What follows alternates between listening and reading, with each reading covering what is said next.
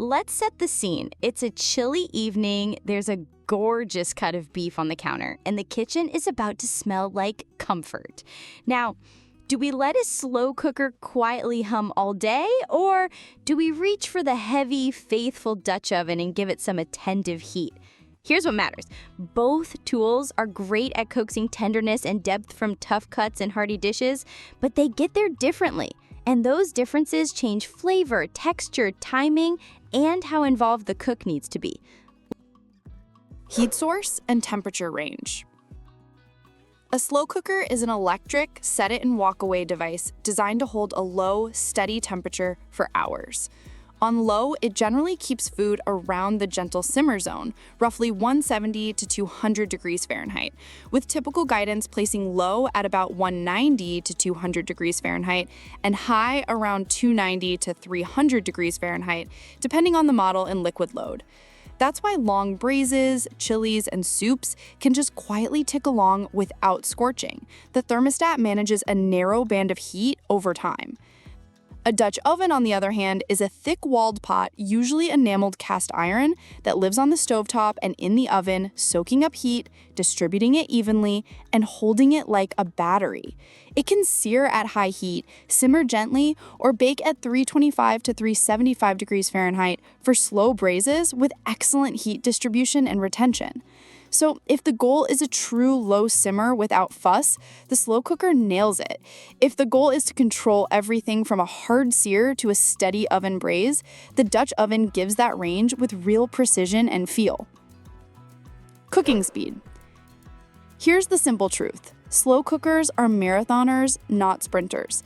They're tuned for 6 to 8 hours on low or 3 to 4 hours on high for many family-style dishes.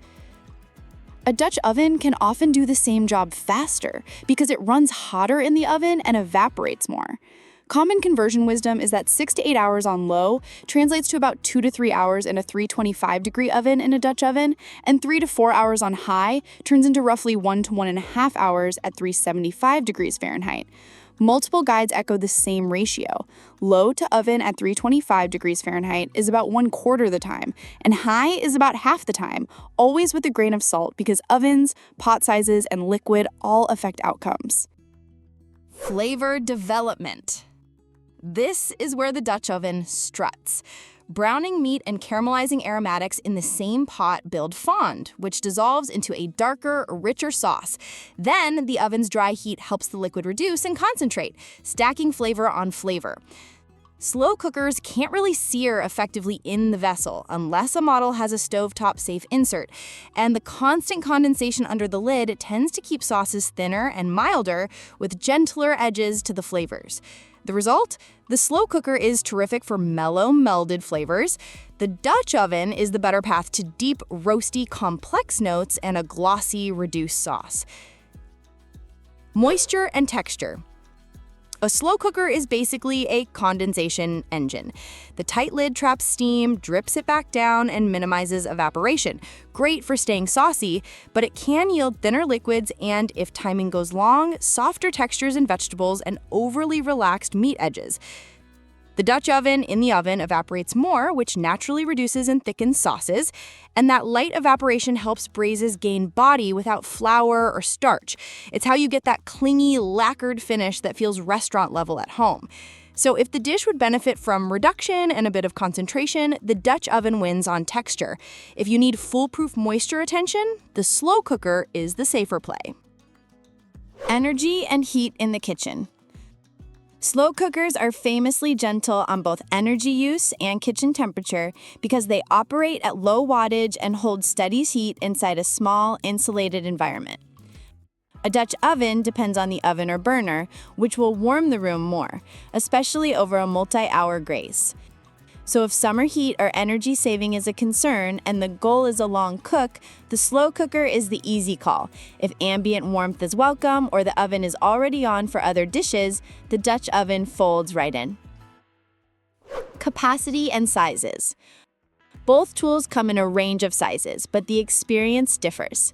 Slow cookers commonly range from small personal sizes up through family-sized models that hold chili for a crowd, and they sit on the counter with a fixed footprint that can feel bulky if space is tight.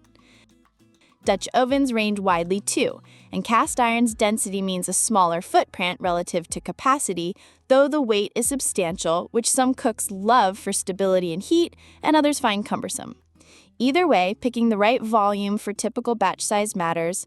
Most slow cookers also work best when filled between roughly half and 2/3 to maintain proper heat and moisture dynamics.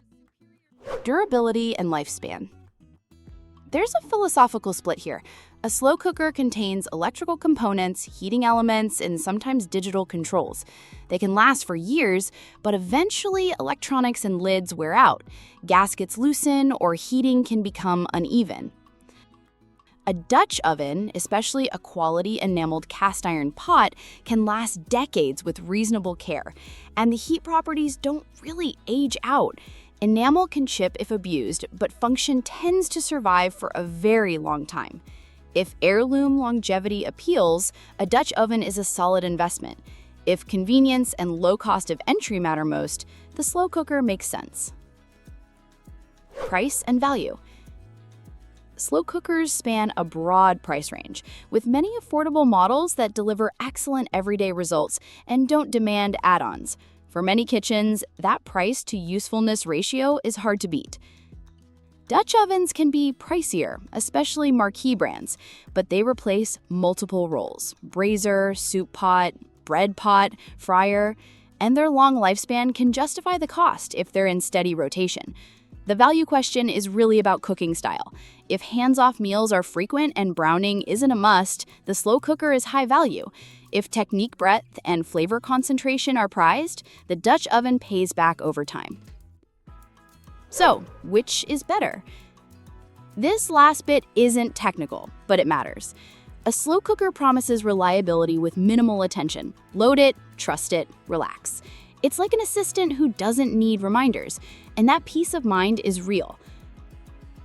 A Dutch oven invites engagement. The hiss of onions hitting hot enamel, the fawn blooming into a mahogany glaze, the quiet bubbling in a 325-degree Fahrenheit oven while the sauce slowly thickens. This is cooking with feedback, and the result tastes like the cook was there, shaping it with heat and time. Neither is better in absolute terms. They just reward different kinds of days. So, if the question lingers, slow cooker or Dutch oven, here's the answer tucked into a sentence. If ease and predictability are the brief, pick the slow cooker. If flavor density, texture control, and technique are the brief, pick the Dutch oven. And if dinner also needs a great crusty loaf, well, the Dutch oven is already preheating.